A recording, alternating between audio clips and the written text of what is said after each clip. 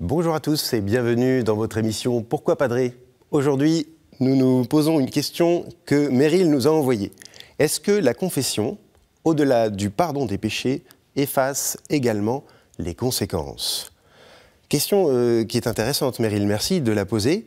Que fait la confession? Quel effet ça va avoir? Je peux déjà répondre assez rapidement.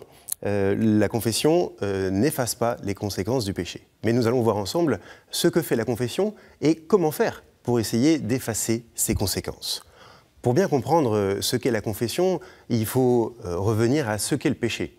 Le péché, c'est une rupture de relation avec Dieu, mais qui a souvent des conséquences ou des causes qui sont dans la rupture de relation avec d'autres personnes autour de nous, avec nous-mêmes, avec les dons que Dieu nous a donnés.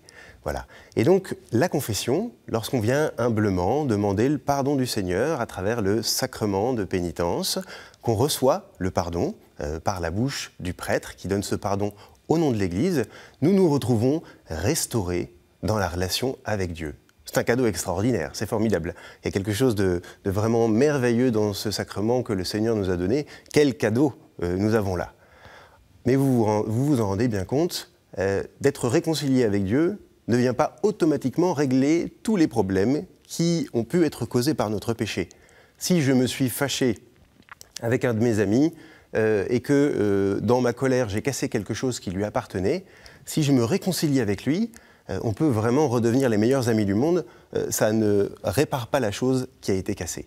Ça ne remet pas en place tout ce qui a été fait. Même si la chose essentielle, la chose la plus importante, c'était la relation, il existe toujours des conséquences. Et alors, pour pouvoir nous libérer de ces conséquences, pour pouvoir réparer, eh bien, l'Église propose différentes choses. D'abord, la pénitence, c'est-à-dire que lié à la confession, il va y avoir souvent quelque chose qui va être proposé comme une manière de montrer que l'on veut se convertir, de montrer que l'on veut réparer, que montrer qu'on va mettre un petit peu quelque chose de nous pour essayer de corriger. Voilà, c'est une première chose. La deuxième chose, ça va être les actes de charité.